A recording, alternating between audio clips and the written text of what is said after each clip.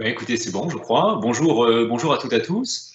Je m'appelle Frédéric Munier et eh bien, bienvenue à cette masterclass organisée par Schema Business School. Dans cette masterclass, je ne serai pas seul, je serai accompagné. Je vais laisser la parole immédiatement à mon collègue. Ce que je voudrais vous dire en introduction, c'est que ce que nous allons faire avec vous dans cette masterclass, dans la demi-heure ou les trois quarts d'heure qui viennent, eh bien, est une illustration des cours que Rodolphe Desbordes et moi-même faisons donc à Schema Business School, où j'enseigne la géopolitique et où, eh bien, Rodolphe va vous le dire. Je te laisse la parole, Rodolphe. Bonjour à tous, je m'appelle Rodolphe Desbordes, je suis professeur d'économie à Schema et donc avec Frédéric, nous faisons plusieurs cours, des cours de grands enjeux géopolitiques au premier semestre et au second semestre de la L3 et ensuite des grands enjeux économiques, des Global Economic Issues en M1. Voilà. Et donc, l'une des spécificités de ces cours, c'est que ces cours sont écrits à quatre mains, deux voix, et sont exécutés à deux voix, devant les étudiants. Rodolphe et moi faisons cours en L3 devant les étudiants. Évidemment, nous alternons, bien sûr, mais les cours sont écrits à quatre mains, ils sont blended, ils sont croisés, parce que nous développons une perspective originale à Schema qu'on appelle la consilience. La consilience, ça signifie la convergence des savoirs. Et vous savez que les entreprises aujourd'hui demandent des gens qui sont agiles, qui sont capables de glisser d'un domaine à l'autre, bien sûr. Or, très souvent, en école, les cours sont enseignés en silo. Vous faites de l'économie, du marketing, du management, de la stratégie, etc. Et nous cherchons, eh bien, à concilier donc deux approches différentes.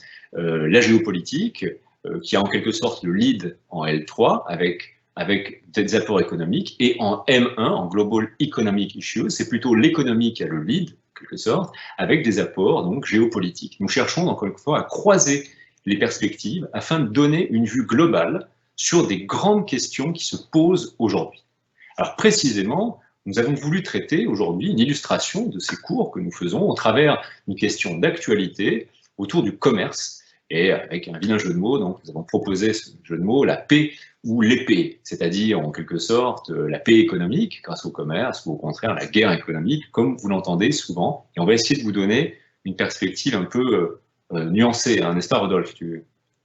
Oui, tout à fait. Ce qui est important pour nous, en fait, c'est pas de faire des regards croisés, ce n'est pas le géopoliticien qui parle, ce n'est pas l'économiste qui parle, mais c'est en fait une synthèse de nos propres visions pour arriver à quelque chose qui est mieux. Comme vous le savez, en synergie, 1 plus 1 égale 3, et nous croyons que notre approche par la conscience permet justement non seulement d'approfondir un sujet, mais d'appréhender d'une meilleure façon un sujet. Voilà. Alors, précisément, donc, vous n'entendez parler en ce moment que de guerre économique, que de conflits commerciaux entre la Chine et les États-Unis, bien sûr. Et on a voulu vous donner un regard à travers ça, un regard géopolitique, un regard économique, un regard historique, un regard également, vous allez voir, de sciences politiques à l'intérieur donc de la présentation que nous faisons. Alors, pour démarrer, en introduction, en quelque sorte, voilà ce que vous lisez le plus souvent. Le plus souvent, ce que l'on voit, c'est la thèse des classiques, la thèse du XVIIIe siècle, la thèse libérale classique du doux commerce. Et vous savez que cette idée vient notamment de Montesquieu, qui dans l'esprit des lois, écrit au milieu du XVIIIe siècle, et il illustre assez bien la vue des classiques du XVIIIe, dit la chose suivante, je lis le texte, le commerce guérit des préjugés destructeurs, et c'est une règle générale, dit Montesquieu, que partout où il y a des mœurs douces, il y a du commerce, et que partout où il y a du commerce, il y a des mœurs douces. Et il conclut, c'est l'effet naturel du commerce et de porter à la paix. Et c'est cette thèse très classique que l'on trouve, on trouve trois idées là-dedans.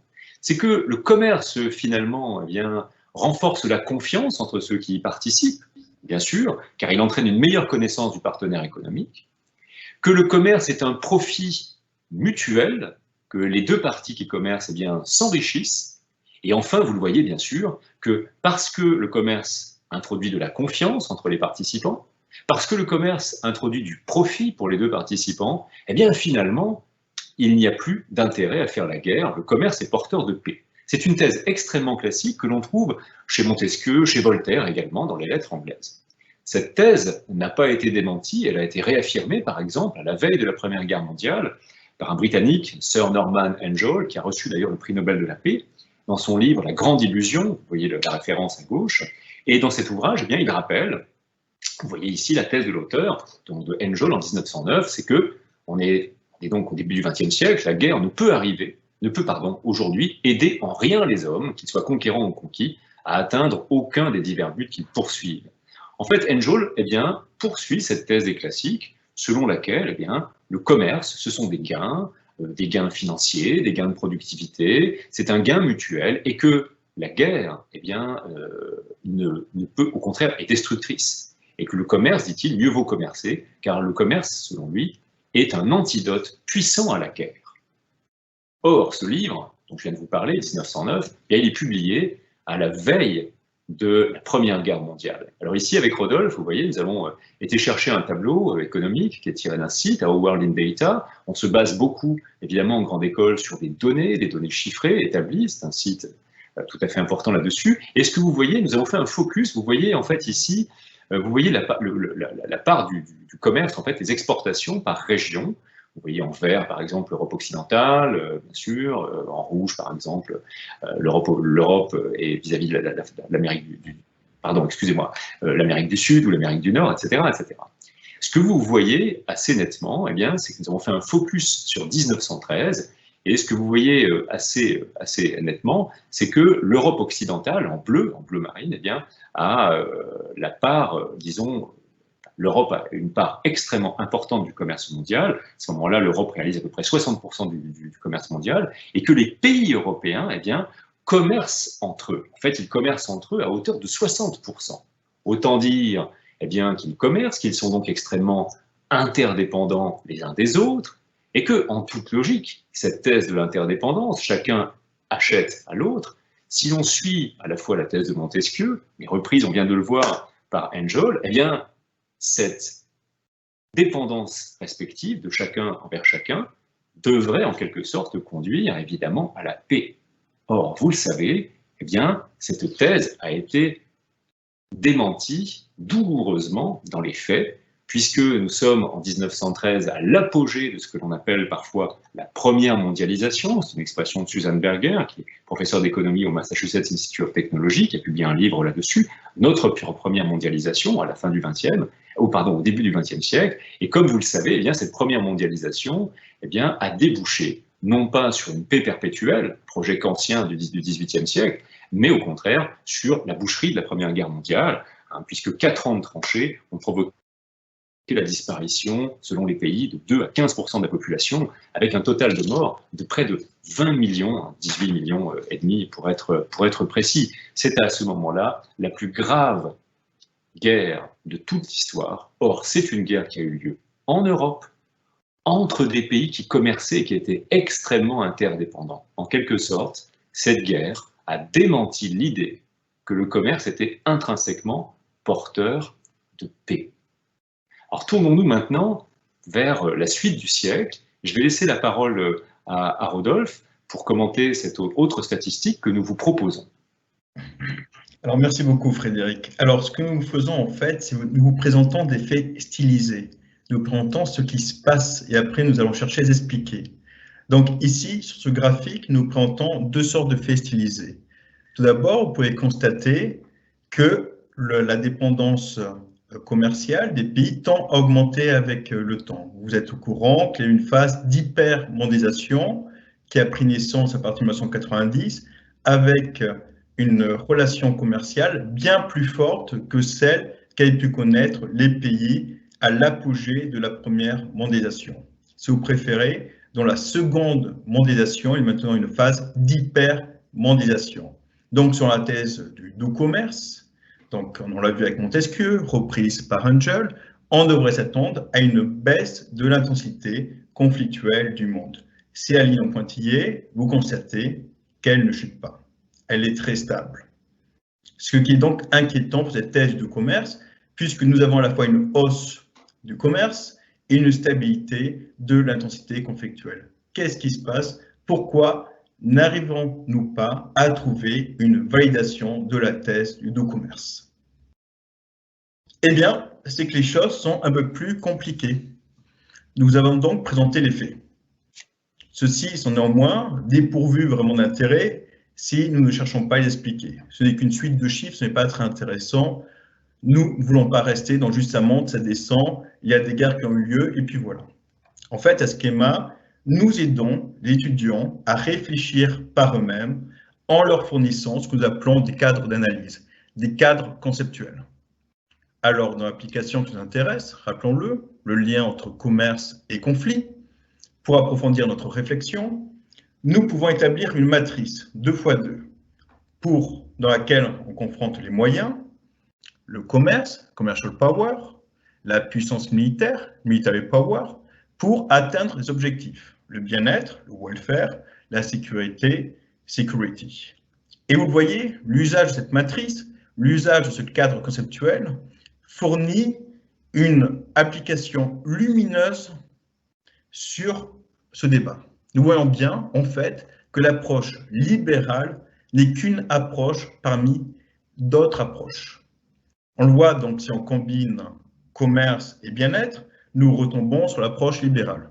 Le commerce crée des gains mutuels liés à l'interdépendance et en plus réduit l'incertitude, donc moins de conflits. Néanmoins, si vous êtes plutôt comme Frédéric, plutôt habitué à la géopolitique, vous aurez tendance plutôt à combiner military power, la force militaire, et security, la sécurité, et vous tombez dans ce qu'on appelle l'approche réaliste. Le commerce engendre de la vulnérabilité, et cette vulnérabilité est néfaste pour la sécurité. Mais peut-être avez-vous plutôt une approche néo-marxiste, une vision plutôt du commerce qui exploite. Dans ce cas-là, vous allez combiner la military power et le welfare, la force militaire et le bien-être. Dans cela, vous êtes un pays qui colonise d'autres pays, et donc les gains ne sont pas bilatéraux, mais ils sont unilatéraux. Il y a bien cette logique d'extraction, d'exploitation, d'espèce de lutte des classes, mais internationale. Et puis finalement, nous allons y revenir, vous pouvez avoir une approche hybride, où vous mélangez à la fois le commerce, commercial power, et security. C'est donc une approche libérale, réaliste, et nous allons y revenir par la suite. Voilà, donc vous avez vu, nous vous avons présenté des faits stylisés, nous avons établi un cadre conceptuel sur cette matrice 2x2. Il est temps de passer au stade suivant, l'approche scientifique. Parce qu'en effet, vous voyez, en fait, nous faisons une approche scientifique. Des faits, un cadre conceptuel, et maintenant, nous devons formuler une hypothèse testable et réfutable. Notre hypothèse, c'est bien la thèse du commerce. Rappelez-vous, elle nous dit que la dépendance bilatérale, toutes choses étant égales par ailleurs, doit contribuer à la diminution du risque de conflit entre deux pays. Ça, c'est très bien. Mais concrètement, comment pouvons-nous mesurer d'une manière opérationnelle la dépendance bilatérale?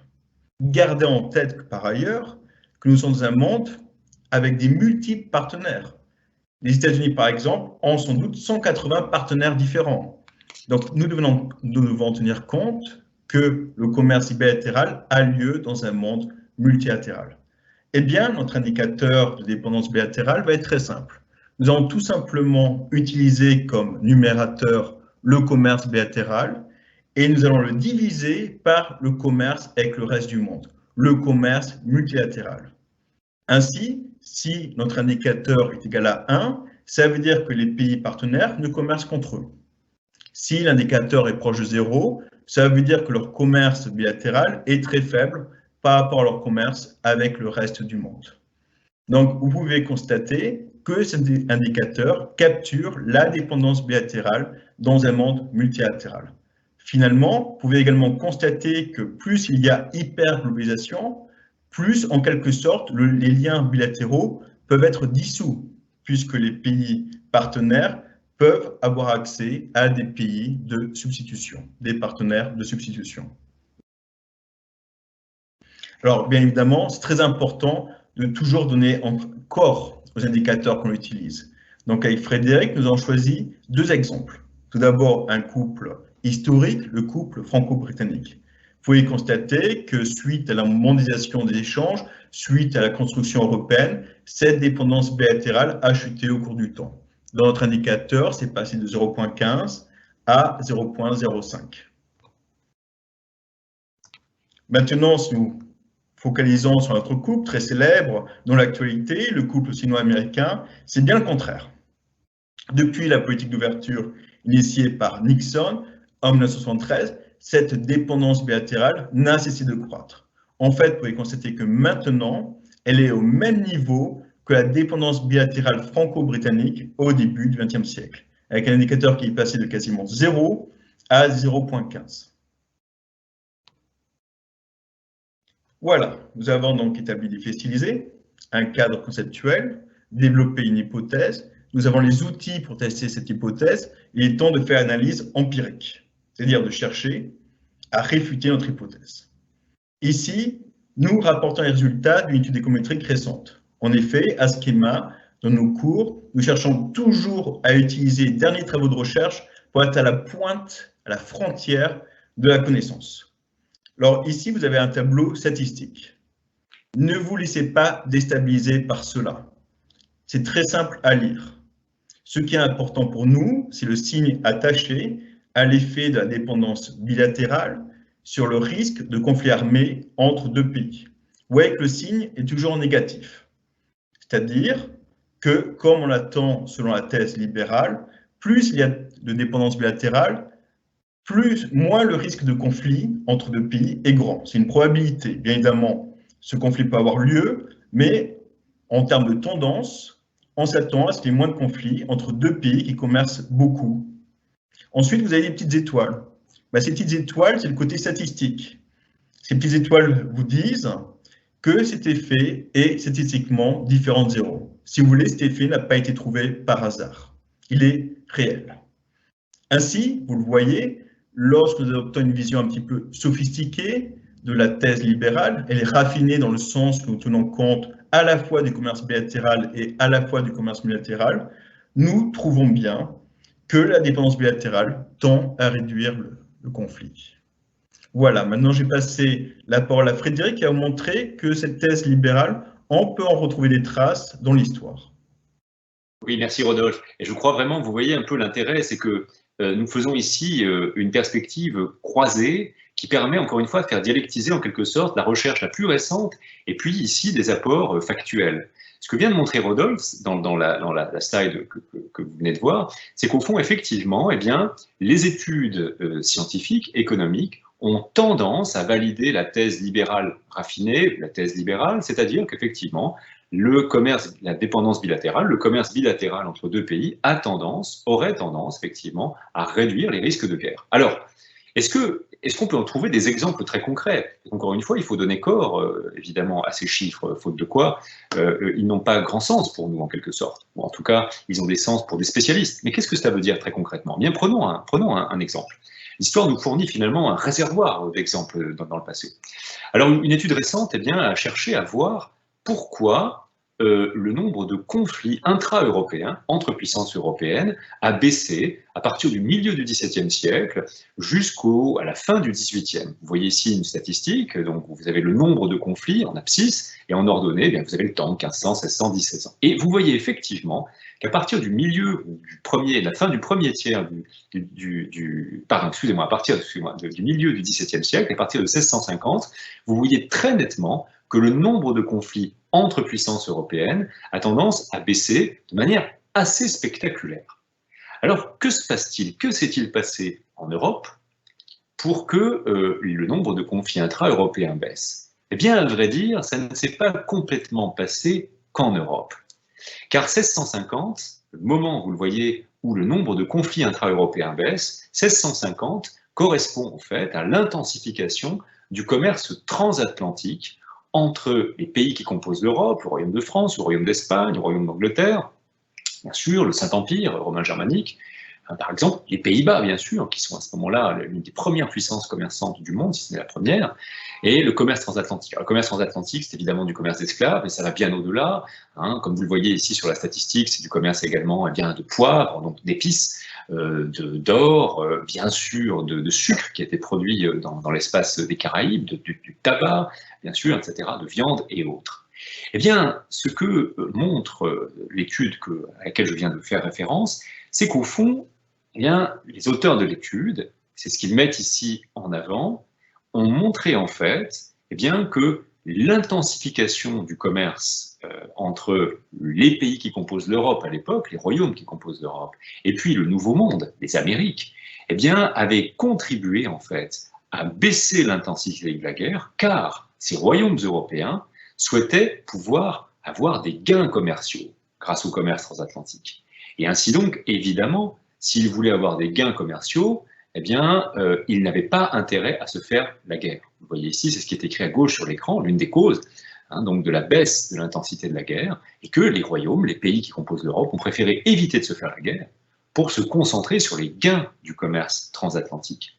Ainsi donc, vous voyez, voilà une illustration eh bien, de l'article auquel faisait référence Rodolphe tout à l'heure, et de l'étude donc qui montre une corrélation assez nette. Évidemment, le monde est beaucoup plus complexe, d'autres phénomènes ont joué, mais il y a une corrélation assez nette entre l'intensification du commerce, des dépendances bilatérales, et puis la baisse de la guerre.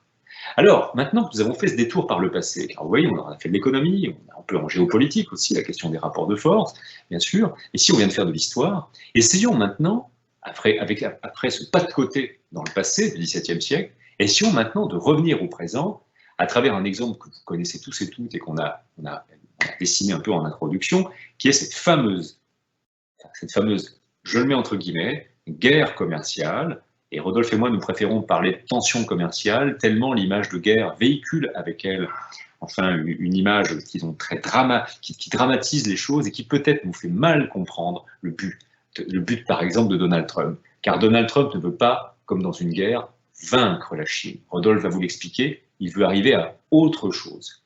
L'image de la guerre nous paraît encore une fois maladroite, car dans une guerre, il y a un gagnant et un perdant. Or, ce n'est pas tout à fait ce à quoi nous assistons aujourd'hui.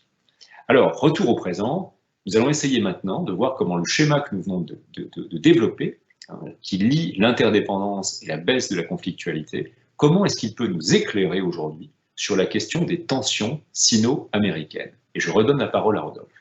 Merci beaucoup, Frédéric. Donc, tout à fait, nous revenons au présent. Comme Frédéric l'a dit, et comme vous en êtes bien conscient, et chaque jour, en quelque sorte, amène des nouvelles sur ce sujet. Les actualités sont dominées par les tensions commerciales entre la Chine et les États-Unis. Encore une fois, nous ne parlons pas de guerre. Pour nous, c'est donc un abus de langage qui dramatise inutilement la situation. Néanmoins, le graphique met en avant que la Chine, en représailles à la hausse des tarifs douaniers imposés par l'administration américaine, taxe à son tour de plus en plus fortement les exportations américaines par rapport aux importations provenant d'autres partenaires commerciaux. Donc le tarif, le droit de douane moyen sur l'exportation américaine est de 26% contre 7% pour les autres pays. Donc il y a bien quand même tension commerciale bilatérale. Alors comment pouvons-nous expliquer cela? Eh bien, comme je vous l'ai dit, à Schema, nous apprenons aux étudiants à réfléchir par eux-mêmes. Nous leur offrons des cadres conceptuels qui leur permettent d'analyser les situations passées, les situations présentes, mais également les situations futures. Nous développons chez eux une vraie autonomie. Par conséquent, si nous prenons notre cadre conceptuel, eh bien, il nous paraît manifeste avec Frédéric, que nous sommes, en fin de compte, dans la combinaison commerce-sécurité, c'est-à-dire une approche libérale réaliste. Les États-Unis, mais également la Chine, ont bénéficié de leurs relations économiques. Et maintenant, les États-Unis, incarnés par le président Donald Trump, semblent craindre que ces relations économiques les rendent plus vulnérables, notamment en affaiblissant leur capacité industrielle. Pour cette raison, les États-Unis, encore une fois, le président Donald Trump, ne souhaite pas supprimer cette dépendance bilatérale. En effet, le président Donald Trump a toujours parlé de fair trade.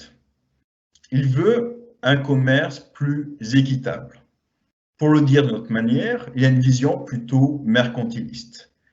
C'est-à-dire il veut un maximum d'exportation vers la Chine et un minimum d'importation de la Chine. Il veut donc garder la dépendance bilatérale au même niveau, mais en fin de compte, il veut la rendre plus asymétrique en faveur des États-Unis et par conséquent, dans son esprit, avoir un commerce plus équitable. Vous pouvez également remarquer que quand on a cette approche libérale réaliste, avec le côté réalistes qu'on retrouve par exemple chez les néoconservateurs américains, pensez à Dick Cheney et George Bush Jr. par exemple, il est facile de faire un pas de côté ou de faire la confusion entre tension commerciale et guerre commerciale. Force est de constater que ces tensions bilatérales en commercial ont conduit à une moins grande dépendance bilatérale. Vous voyez que les importations par les États-Unis des biens chinois ont baissé. Cela n'était pas forcément l'objectif américain, par ailleurs. L'objectif américain était plutôt d'accroître l'exportation américaine vers la Chine. Par ailleurs, les États-Unis ont continué à exprimer une demande pour des biens étrangers bon marché. La demande est toujours là, elle est latente. Cela se traduit par la montée en puissance d'importations venant d'autres pays, des pays asiatiques ou des pays d'Amérique latine. Pensez au Mexique, par exemple. Et ces pays combinés ont remplacé environ 50% des exportations qui ne viennent plus de Chine. Ainsi, d'une manière un peu ironique, mais normale pour un économiste international, les États-Unis ont substitué une dépendance bilatérale pour d'autres dépendances bilatérales avec d'autres partenaires. Finalement, la politique commerciale américaine a eu un effet inattendu.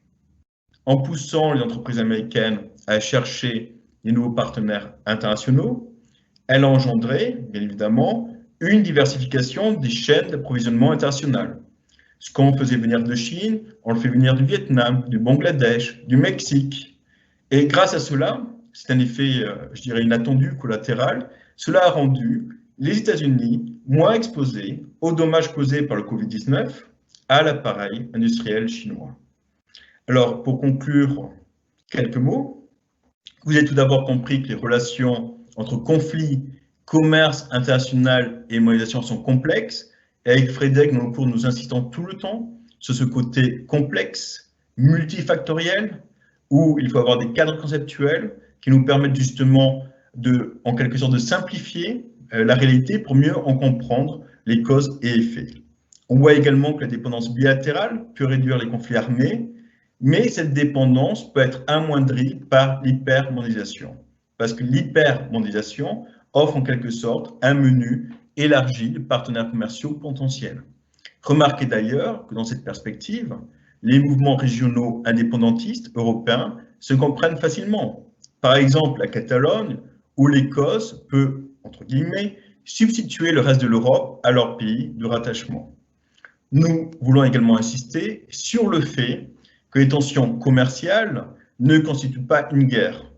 En fait, dans une analyse un peu simpliste, elles trouvent leur source dans la peur cyclique des États-Unis de perdre leur statut et leur influence contre puissance. Vous savez, en 1989, le bad guy, c'était les Japonais. Les Japonais achetaient des entreprises américaines. Les Japonais dominaient le commerce. Et puis, vous l'avez vu, enfin, vous le savez peut-être, l'économie japonaise a connu un crash. Elle est un peu en stagnation. Les États-Unis sont montrés beaucoup plus résilients. Il faut avouer que les États-Unis, souvent, en quelque sorte, manquent de confiance en eux-mêmes et dans leur capacité à se renouveler. Bon, évidemment, nous n'avons pas de boule de cristal, mais il nous semble évident que ces tensions commerciales vont conduire à un usage croissant d'instruments un peu plus soft, d'instruments économiques, réglementaires ou juridiques, comme l'application de l'extraterritorialité du droit américain. Je vais laisser Frédéric conclure cette masterclass en vous rappelant ce que nous essayons de faire. Oui, alors, merci Rodolphe. Alors, je me permets, avant de conclure, de redire et de réinsister sur ce que tu disais à l'instant, qui me semble vraiment très important, car effectivement, dans la rhétorique qu'on entend beaucoup dans les journaux, par exemple, on parle de guerre économique, et évidemment, le passage sémantique de guerre économique à guerre fait qu'un certain nombre aujourd'hui de journalistes ou d'analystes, et parfois assez informés, laissent entendre que la guerre, que les tensions économiques, qu'ils appellent guerre, entre la Chine et les États-Unis pourrait être un prélude à une guerre, une vraie guerre. Or, j'espère que nous avons montré avec Rodolphe que la conflictualité aujourd'hui prend d'autres formes et que les États-Unis de Donald Trump n'ont aucun intérêt, évidemment, à faire la guerre à la Chine, Mais leur intérêt aujourd'hui est de rééquilibrer un petit peu la balance commerciale avec la Chine. Voilà pourquoi nous parlons de tension, et de tension économique, non pas de guerre économique. Personne n'a intérêt à se faire la guerre, vous l'avez compris, même si, encore une fois, l'hypermondialisation fait que vous pouvez éventuellement avoir des situations de tension très vives avec un pays en allant chercher ailleurs ce que vous n'avez plus de lui. Voilà pourquoi, par exemple, les États-Unis peuvent envisager éventuellement aujourd'hui une intervention militaire au Venezuela, qui est pourtant un de leurs principaux livreurs de pétrole, car ils savent que même si, dans l'hypothèse d'une intervention armée pour rétablir l'ordre au Venezuela, Donald Trump l'a évoqué à plusieurs reprises, même si cette intervention interrompait évidemment les livraisons de pétrole, le contexte d'hypermondialisation fait que les États-Unis pourraient soit en puiser chez eux davantage, soit en chercher chez d'autres partenaires. Voilà. Alors, pour finir, ce sera le mot de la fin, avant de prendre vos questions, bien sûr, hein, c'est une masterclass qui s'abreuve également de vos questions, de vos réflexions, et nous faisons ça en cours. En cours, avec Rodolphe, nous interrompons les cours, nous interrompons la leçon à certains moments pour prendre des questions qui sont écrites par les étudiants sur un wall, un mur numérique qui est derrière nous, tout comme on va prendre vos questions.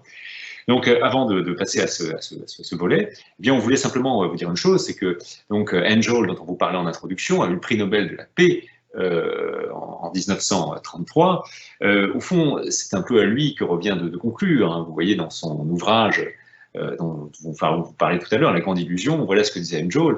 Nous avons surligné en rouge. Mon but est de prouver, non, que la guerre est impossible. Et effectivement, on constate aujourd'hui, il y a des guerres, mais qu'elle est inutile, que l'évolution économique des temps modernes a rendu désormais impossible d'obtenir aucun avantage social-économique par la conquête. Et voilà pourquoi aujourd'hui, eh bien, la conflictualité entre pays évolue. Il y a de moins en moins de guerres interétatiques, mais on le voit, les tensions prennent d'autres formes, notamment des formes économiques.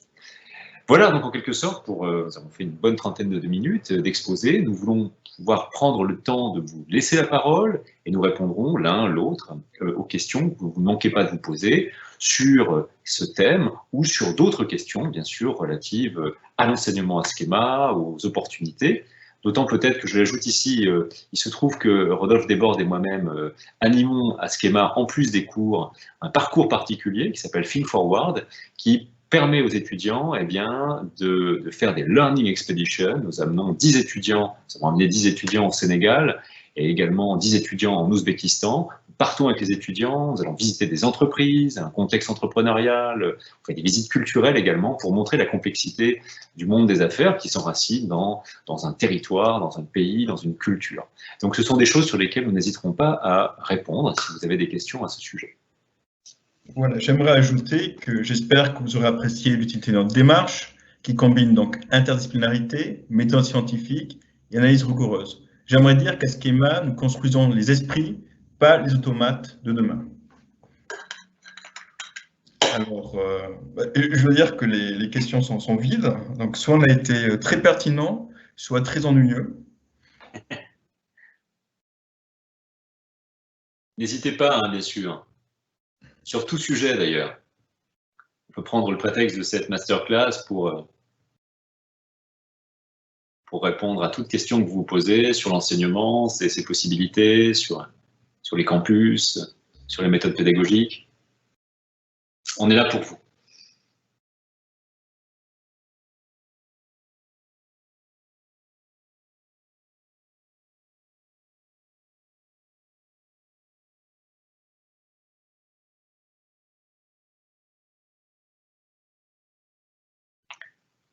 Moi, je n'ai pas la main sur les questions. Rodolphe, c'est toujours...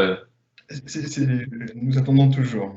Ah, Inam Charitable, il a voulu nous poser une question. Allons-y. Alors, c'est un anonyme. Bonjour, bonjour. Les tensions du commerce pétrolier au Moyen-Orient vont pourtant à l'inverse des bienfaits du commerce, non?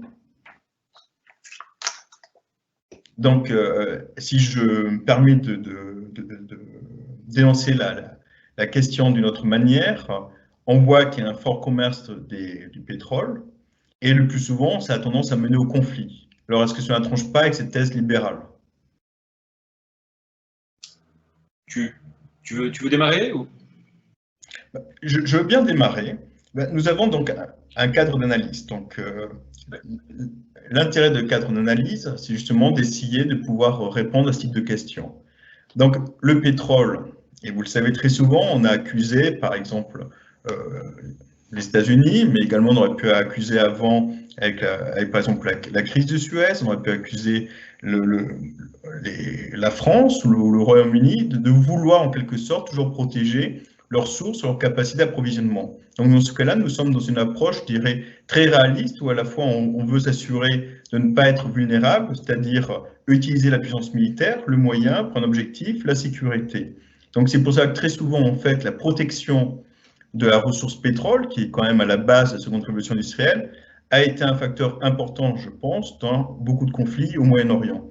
Donc tout à fait, elle crée souvent des conflits, elle crée des conflits internationaux, mais également elle crée des conflits civils. Comme vous le savez très souvent, pour diverses raisons, les ressources naturelles, on parle de malédiction, parce que non seulement elles ont un effet négatif le plus souvent sur l'appareil productif, en créant des distorsions vers le secteur pétrolier, mais également elles ont tendance à créer des sources, des rentes, qui à la fois engendrent de la corruption, mais également permet souvent le maintien au pouvoir de régimes autocrates qui n'ont pas toujours intérêt ou le désir de satisfaire le bien-être de leur population.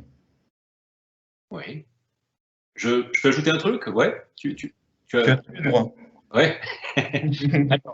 Alors, moi, je trouve la question évidemment intéressante. Maintenant, considérez une chose. Quels sont aujourd'hui les conflits lourds au Moyen-Orient, les vraies guerres? C'est une guerre que mène aujourd'hui, alors de manière centrale, l'Arabie Saoudite, avec autour d'elle le Conseil de coopération du Golfe, mais c'est fondamentalement l'Arabie Saoudite vis-à- pas du Yémen. Et là-dedans, le pétrole ne joue aucun rôle, puisque le Yémen n'est pas un pays producteur. L'Arabie Saoudite craint pas simplement, mais elle craint un étau entre le Yémen, dans lequel il y a une minorité chiite importante, et évidemment l'Iran, qui est un pays chiite par excellence. Le pétrole joue peu d'importance. Quel est l'autre grand conflit aujourd'hui qui ensanglante le Moyen-Orient, dans lequel il y a une situation de guerre? C'est la Syrie. Et là encore, la Syrie n'est pas un pays producteur de pétrole. Quant au conflit, qui n'est pas tout à fait une guerre, mais des tensions permanentes israélo-palestiniennes, là encore, le pétrole n'est pas au cœur de cela. Donc, ne nous trompons pas, les guerres aujourd'hui que nous voyons dans l'espace moyen-oriental ont peu à faire, en fait, avec la ressource du pétrole.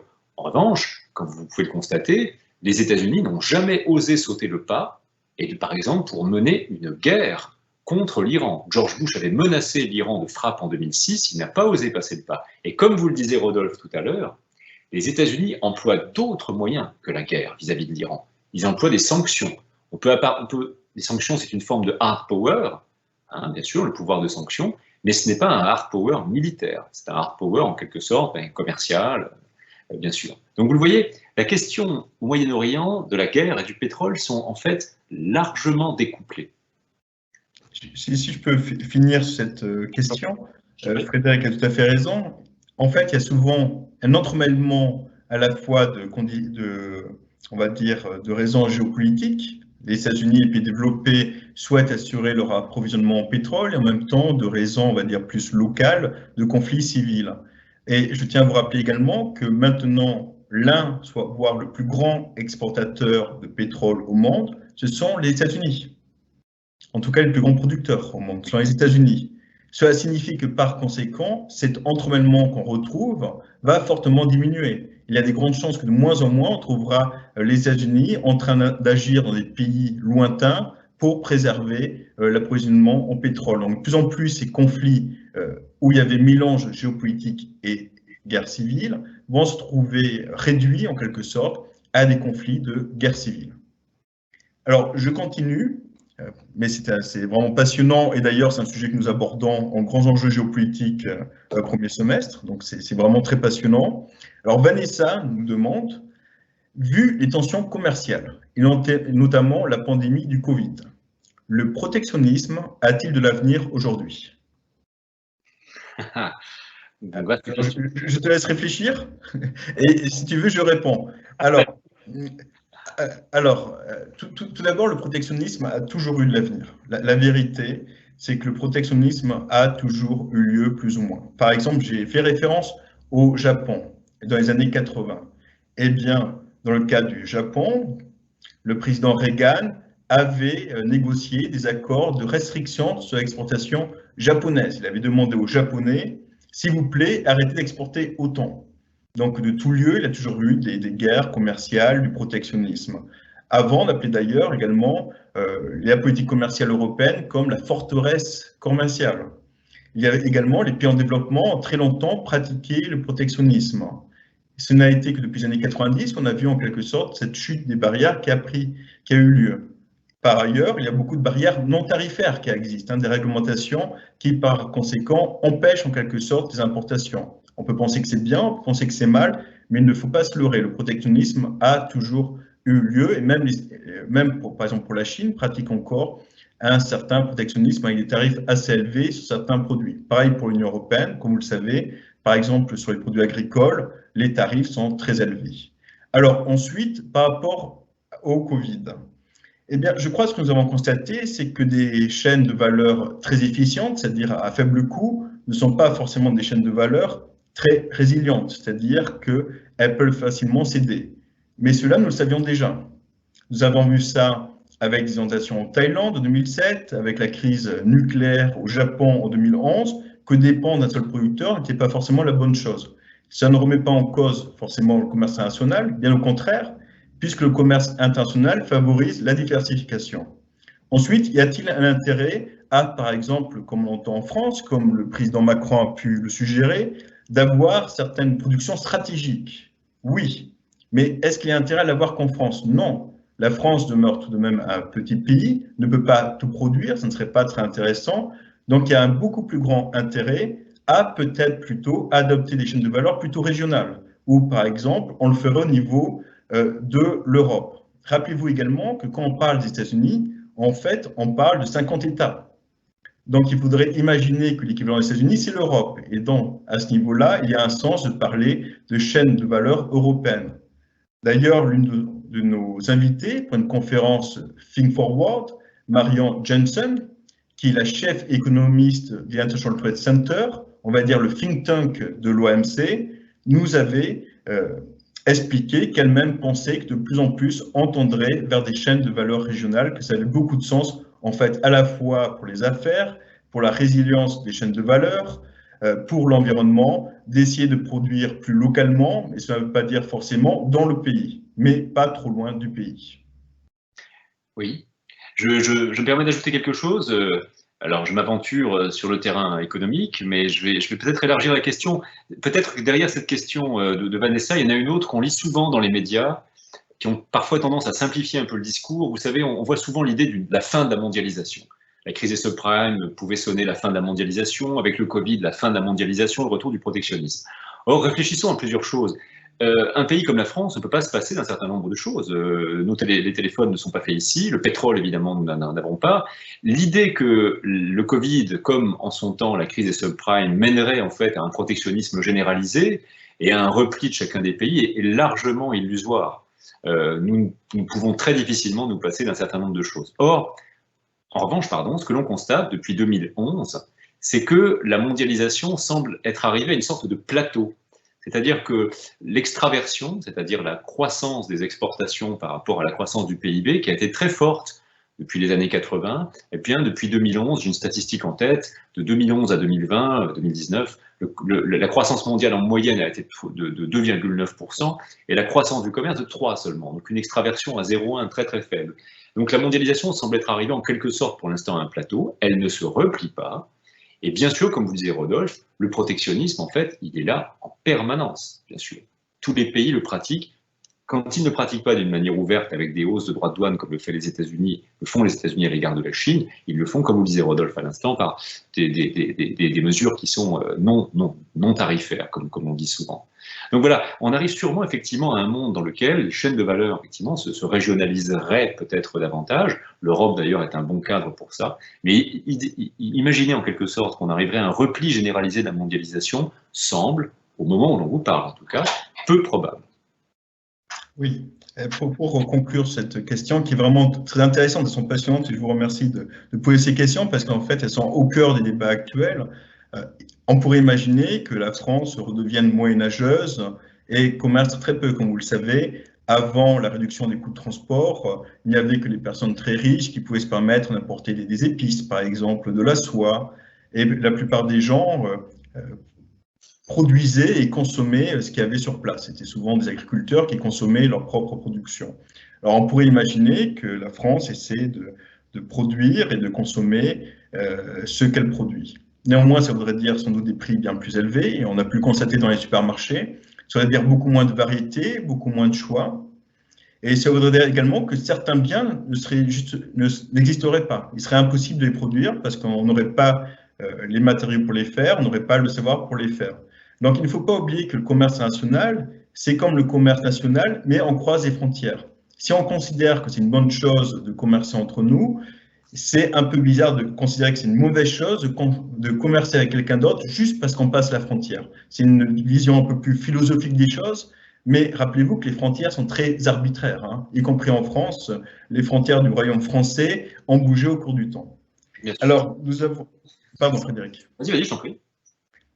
Nous avons une autre question qui est vraiment très intéressante aussi et pas facile. Donc nous vous remercions parce que c'est des questions qui sont un défi pour nous. Peut-on aujourd'hui nuancer la puissance commerciale chinoise dans le monde? Alors, je vais encore une fois laisser Frédéric réfléchir. Attends, je sais qu'à dire là-dessus, mais vas-y. Non, je ne veux pas dire que Frédéric est plus long que moi. Je veux dire que Frédéric va donner des réponses plus profondes que moi. La première réponse que je voudrais apporter, c'est que maintenant, la Chine n'a plus d'excédent commercial. C'est fini. Elle n'a plus d'excédent commercial. Donc, l'excédent commercial multilatéral qui a été vu comme déstabilisant le monde n'existe plus. Parce que la Chine, en quelque sorte, fait plus sur place, importe moins et a tendance à exporter autant, voire un peu moins. Donc, ça réduit en quelque sorte la puissance commerciale chinoise dans le monde. Ensuite, il faut se rappeler que la Chine, encore une fois, quand on compare la Chine avec d'autres pays, il faut garder les proportions. La Chine, c'est plus d'1 milliard d'habitants. Donc, c'est normal qu'elle ait un poids, en quelque sorte, sur ce qui se passe dans le monde. Elle a un pouvoir de marché. Souvent, j'ai tendance à dire, quand on me dit « tiens, il y a beaucoup de Chinois », je dis « oui, c'est normal, il y a une chance sur 6 que ce soit un Chinois, puisqu'il y a à peu près 1 milliard sur un peu plus de 6 milliards d'habitants. » Pour être un peu plus sérieux, la puissance commerciale chinoise demeure encore faible, au sens qu'elle ne se manifeste pas forcément encore par d'énormes flux de capitaux dans les pays développés et en pays de développement, parce qu'ensuite, on voit que son modèle est relativement fragile, et également parce qu'on dirait que le modèle est un peu à bout de souffle. C'est-à-dire, par exemple, les salaires ont tellement cru en Chine que de plus en plus, y compris les industriels chinois, souhaitent maintenant délocaliser leur production vers le Vietnam, vers l'Éthiopie, voire délocaliser vers l'Europe ou vers les États-Unis afin de rester concurrentiel. Oui, alors effectivement, Rodolphe, je vais apporter de la profondeur, pas conceptuelle, mais de la profondeur historique sur ce que tu viens de dire, qui me semble vraiment très très juste et très fort. Très souvent, on a encore l'image d'une Chine atelier du monde, mais ça, c'est une image qui a presque 20 ans aujourd'hui. C'est la Chine qui rentre à l'OMC en 2001. Deux choses historiques, l'une récente et l'autre plus ancienne. Récente, c'est que dans les années 2000, quand la Chine était dite l'atelier du monde, eh bien effectivement, son taux d'ouverture, les exportations sur le PIB, étaient de l'ordre de 35%. Aujourd'hui, c'est de l'ordre d'une vingtaine de pourcents, c'est à peu près au niveau de la France. Et comme vous le dites, qu'est-ce que ça veut dire? Ça veut dire que la croissance chinoise eh bien, est de plus en plus liée en fait, à la croissance interne et moins au commerce. Et comme vous le dit Rodolphe, eh bien, effectivement, l'excédent commercial chinois qui était gigantesque il y a encore 10 ans, aujourd'hui, eh bien, est moins fort. Pourquoi? Parce que la Chine importe. Pourquoi? Parce que les Chinois sont enrichis et donc il y a une très forte demande en produits étrangers. Ça, c'est un regard historique. Maintenant, ce que j'aimerais vous dire, qui me semble presque peut-être plus parlant encore, c'est qu'aujourd'hui, on parle de la locomotive chinoise, des exportations chinoises, de la puissance commerciale de la Chine. Mais souvenez-vous d'une chose, la Chine aujourd'hui représente 13,9% des exportations mondiales. On va dire 14% des exportations mondiales. Si je vous avais demandé avant quelle était la part de la Chine dans les exportations mondiales, eh bien les gens ont souvent l'idée que c'est beaucoup plus important. Ce n'est que 13%, 14%, ce qui est à peu près la proportion du nombre de Chinois, hein, 15% à peu près. Or, souvenez-vous une chose, il y a, en 1870, lors du début de la première mondialisation, la part du Royaume-Uni, je parle d'une petite île perdue sur un petit continent, la part du Royaume-Uni dans les échanges mondiaux était de 24%. aucun pays dans l'histoire, depuis le début de la révolution industrielle, n'a eu, par rapport à son temps bien sûr et en pourcentage, une part aussi importante que le Royaume-Uni. Le Royaume-Uni faisait un quart des exportations mondiales à la fin du 19e siècle, quand la gigantesque Chine d'aujourd'hui n'en fait que, entre guillemets, 14%. Très bien. Nous avons une autre question. Dernière question peut-être, nous devons tenir dans le format d'1 heure. Oui, moi je ne suis pas aussi impatient que toi, mais d'accord. L'Europe est un peu la victime collatérale de la guerre commerciale. Construit-elle une vraie stratégie commerciale à l'heure actuelle? Je te laisse commencer alors. Alors, l'Europe constitue-t-elle, pardon, j'ai une coupure. Oui, pardon. Construit-elle une vraie stratégie commerciale à l'heure actuelle? Bon, alors ça c'est une vraie question. Vous savez que l'Europe c'est en quelque sorte un dualisme. Rodolphe vous disait tout à l'heure que les États-Unis c'est un pays mais c'est 50 États. L'Europe ce n'est pas un pays. C'est un ensemble d'institutions mues par un modèle fonctionnaliste, c'est-à-dire que l'idée que les institutions donneraient naissance à quelque chose de supranational. Or, dans la réalité, il faut bien imaginer que le budget, par exemple, de l'Union européenne est faible, 1% du PIB de chacun des pays, donc le budget de fonctionnement de l'UE, c'est 1% du PIB de l'UE. La politique commerciale de l'Europe, il y en a une, puisqu'il y a un commissaire au commerce extérieur, et que ce commissaire au commerce extérieur négocie au nom des 28, maintenant 27, bientôt 27 pays, à l'OMC, bien sûr, mais il cherche non pas à parler au nom de l'UE, mais il cherche plutôt à concilier en fait les tendances de chacun des pays. Je vous donne un exemple. Au début des années 2000, l'UE était attaquée par les pays du tiers-monde à cause de la PAC, qui représentait, Rodolphe vous l'a dit tout à l'heure, une forme en fait de protectionnisme agricole. Et à l'époque, le commissaire de l'UE au commerce extérieur, qui négociait à l'OMC, il s'appelait Peter Mandelson, eh bien, il devait faire la synthèse entre une Allemagne qui n'était pas à l'époque un gros exportateur agricole, qui était prête à céder un peu sur le protectionnisme de la PAC, et une France à l'époque, et Jacques Chirac notamment, qui était férocement attachée à la PAC. Et donc, la politique commerciale n'est pas tant en quelque sorte une politique d'affirmation qu'une politique de conciliation des intérêts des différents pays. C'est là, évidemment, toute sa limite. Alors, j'aimerais apporter 2 points pour compléter ce que dit Frédéric. Alors, très souvent, on parle justement des conflits autour de la PAC, c'est tout à fait vrai. Néanmoins, rappelons-nous qu'une grande part du commerce, également les produits manufacturés, et dans ce cas-là, l'Europe, c'est vrai, est plutôt ouverte. Alors souvent, on la voit comme une victime collatérale de la guerre commerciale, parce qu'elle essaie de jouer sur les règles de l'OMC. C'est vrai qu'elle préfère maintenir les règles. Et on le voit également, c'est un peu une influence peut-être un peu allemande d'obéir les règles. Mais néanmoins, il faut également rappeler que l'Europe, qui a une politique commerciale commune, puisque bien évidemment il y a un tarif commun, a tendance à avoir énormément de poids lorsqu'elle négocie des accords de commerce. Et je vous dis cela parce que pensez au Royaume-Uni. Le Royaume-Uni, comme l'a rappelé Frédéric, maintenant c'est un petit pays, et bientôt ce ne sera peut-être pas le Royaume-Uni, mais la petite Angleterre. Le Royaume-Uni a vendu sa stratégie de Brexit sur sa capacité à pouvoir négocier enfin, hors justement de tout le jeu européen, des accords commerciaux plus bénéfiques.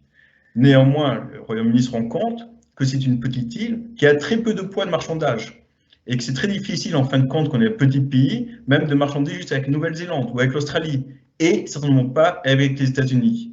Donc l'Europe paraît parfois un peu naïve, néanmoins c'est une force de frappe inégalable lorsqu'il s'agit de négocier des accords commerciaux. On peut la considérer un peu naïve lorsqu'elle tente de respecter les règles de l'OMC ou lorsqu'elle tend à soutenir l'action de l'OMS, mais c'est parce qu'elle sait également que si on n'est plus dans un monde de règles, le plus souvent, on se retrouve dans une espèce d'anarchie réaliste, où c'est le plus fort qui gagne.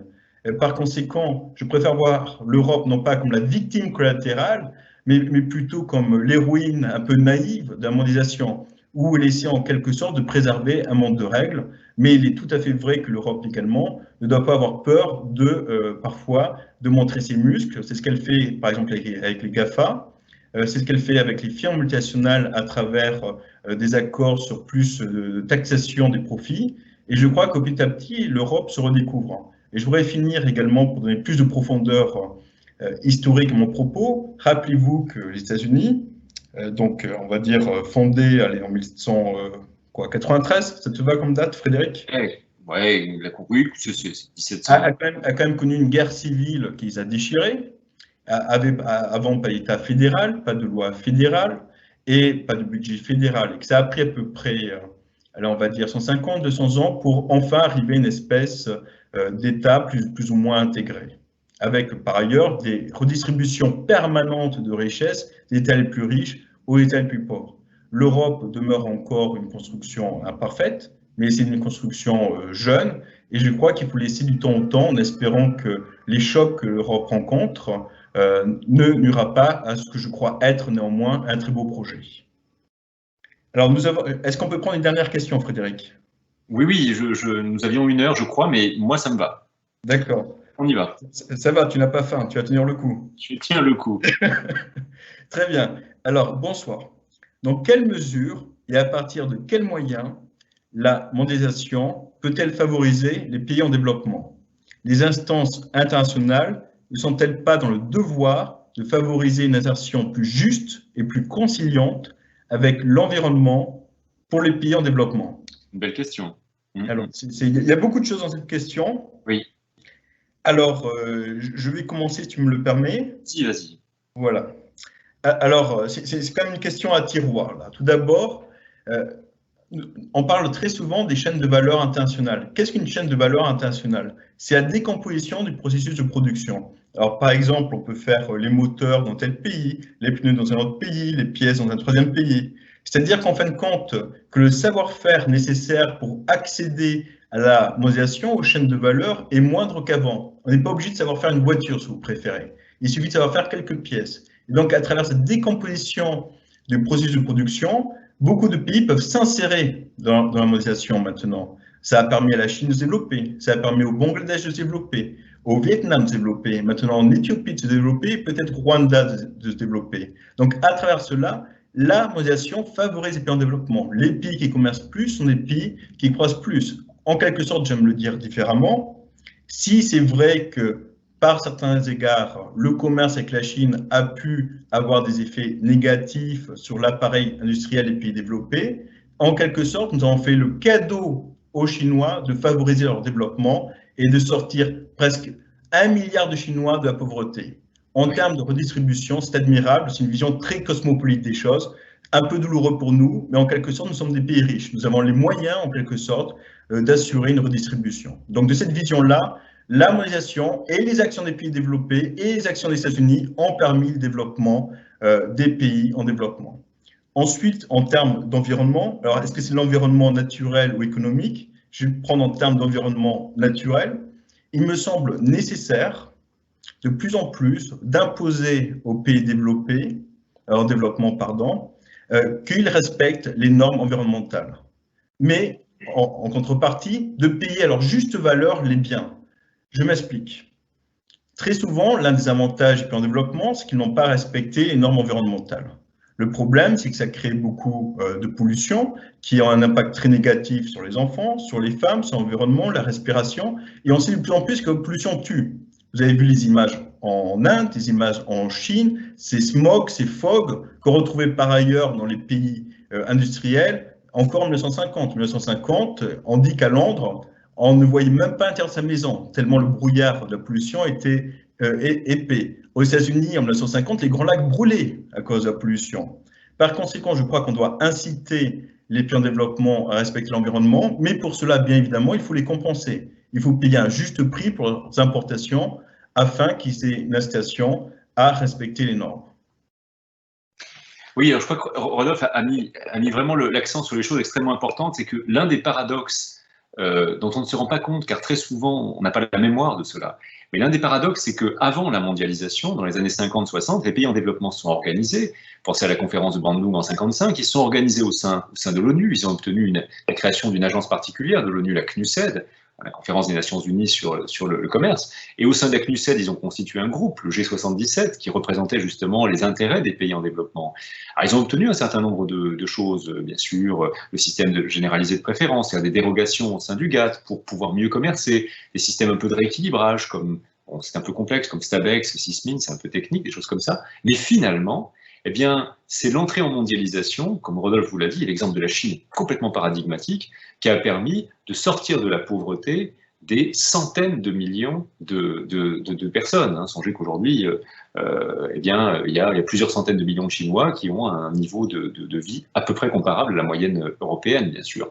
Donc finalement, en quelque sorte, la mondialisation a permis une redistribution des cartes, avec, il est vrai, une perte de plumes, peut-être. Les pays européens ont perdu quelques plumes dans l'affaire, mais comme vous le disiez, Rodolphe, nous sommes des pays très riches, et les États ici peuvent en quelque sorte redistribuer. Et cela a permis, encore une fois, l'élévation de la richesse. Le niveau de pauvreté ont chuté dans le monde de manière spectaculaire depuis 1990. Ça, c'est pas assez dit en quelque sorte. Voilà. Je voudrais finir avec un dernier point qui me paraît essentiel sur une approche plus générale des choses, parce que vous le voyez avec Frédéric, même si nous ne sommes pas naïfs, nous avons souvent une vision cosmopolite des choses. Et par exemple, en France ou dans plusieurs pays, on parle de travailleurs essentiels. Donc les infirmières, les caissières, on a redécouvert qu'en fin de compte, ces personnes-là étaient humaines et rendaient un service. La réalité des choses, c'est que nous vivons dans une société hyper complexe, où chacun est spécialisé. Frédéric et moi, par exemple, gagnons notre vie en enseignant, mais dans mon cas, en tout cas, je ne suis pas très fort en bricolage, donc j'achète à la fois les services pour bricoler, mais j'achète également ma nourriture, mes habits, je ne les fais pas moi-même, je ne sais pas coudre, et je me contente d'enseigner. Ce que je veux dire par là, c'est que chacun est essentiel pour l'autre dans ce type de société hyper complexe, capitaliste, où nous échangeons. Je pense que c'est une bonne chose parce que ça met en avant qu'à travers nos actions, nous entraidons. Grâce aux autres, nous arrivons à vivre. Et si vous, encore une fois, passez au niveau national ou international, grâce à nos actions, nous aidons les autres à vivre et vice-versa. Les pays en développement nous ont fourni, par exemple, des biens peu chers, qui nous ont permis d'élever notre niveau de vie, et en même temps, nos achats ont permis à ces pays de se développer, de sortir de la pauvreté. Et rappelez-vous que souvent, ce n'est pas que des questions monétaires. Par exemple, pour les femmes au Bangladesh, vous savez que parfois, c'est des relations, on va dire, tendues entre les sexes au Bangladesh. Ça permet aux jeunes femmes de s'échapper d'un carcan familial difficile, qui parfois se finit âgé d'acide. Elles peuvent trouver une certaine indépendance dans les usines. Certes, leurs conditions de vie ne sont pas très agréables, mais sont bien meilleures car elles tiennent une certaine indépendance. Et pour finir sur cela, le prix Nobel Amartya Sen mettait en avant qu'en fait, la liberté, c'était avoir les capacités. Et pour avoir les capacités, il faut avoir un certain revenu. Donc, si la mondialisation, en quelque sorte, permet ce certain revenu, permet d'être utile, c'est une bonne chose de mon point de vue.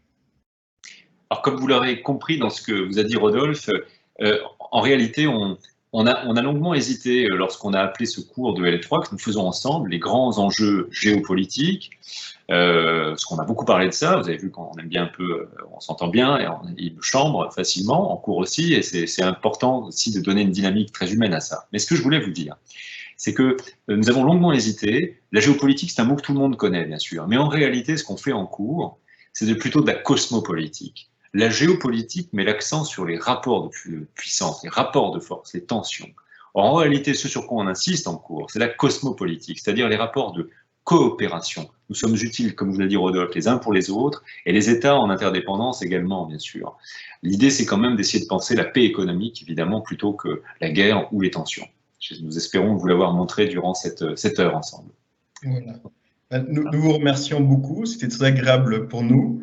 Et nous allons mettre fin à cette masterclass et nous espérons que cela vous aura plu, que cela vous donnera envie, bien évidemment, de venir à Schema Business School. Voilà. Très bonne soirée à tous. Voilà. Et ceux qui n'ont pas passé, bon concours. Au revoir. Bonsoir à tous.